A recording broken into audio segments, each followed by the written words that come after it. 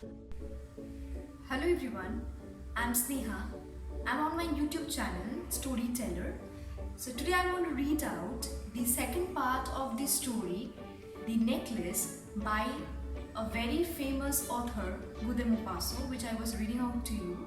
I hope you have listened the first part of the story and you are liking to listen to the story. So let us read the second part. The day of the ball drew near, and Madame Louiselle seemed sad, uneasy, anxious. Her frock was ready. However, her husband said to her one evening, "What is the matter? Come, you have seemed very queer last 3 days." And she answered, "It annoys me not to have a single piece of jewelry, not a single ornament, nothing to put on. I shall look poverty-stricken. I would almost rather not go at all." "You might wear natural flowers," said her husband. "They are very stylish at this time of the year. For 10 francs, you can get 2 or 3 magnificent roses." She was not convinced. "No, there's nothing more humiliating than to look poor among other women who are rich."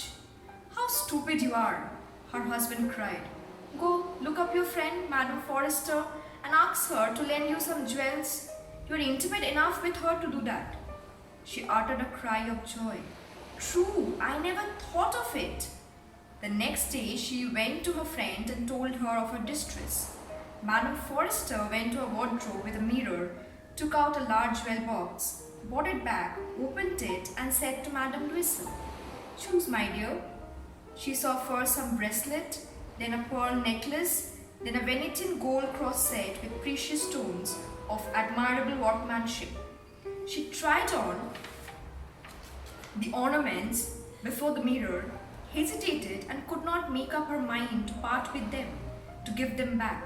She kept asking, "Haven't you any more?" "Why, yes, look further. I don't know what you like." Suddenly she discovered in a black satin box a superb diamond necklace, and her heart throbbed with an immoderate desire. Her hands trembled as she took it. She fastened it round her throat, outside her high-necked vest, and was lost in ecstasy at her reflection in the mirror. Then she asked, hesitating, filled with anxious doubt, "Will you lend me this one? Only this?" "Why, yes, certainly." She threw her arms around her friend's neck, kissed her passionately, then fled with her treasure. The night of the ball arrived. Madame Louiselle was a great success. She was prettier than any other woman present, elegant, graceful, smiling, and wild with joy. All the men looked at her, asked her name, sought to be introduced. At the attaches of the cabinet wished to waltz with her. She was remarked by the minister himself. She danced with rapture, with passion, intoxicated by pleasure, forgetting all in the triumph of her beauty, in the glory of her success, in a sort of cloud of happiness comprised of all his homage, admiration, this awakened desires, and of that sense of triumph which is so sweet to woman's heart. She left the ball about 4 o'clock in the morning. Her husband had been sleeping since midnight in a little deserted anteroom with 3 other gentlemen whose wives were enjoying the ball. He threw over her shoulders the wraps he had bought, the modest wraps of common life, the poverty of which contrasted with the elegance of the ball dress. She felt this and wished to escape so that no one can, as not to be remarked by the other women who were enveloping themselves in costly furs. Louiselle held her back, saying, "Wait a bit, you will catch cold outside. I'll call a cab."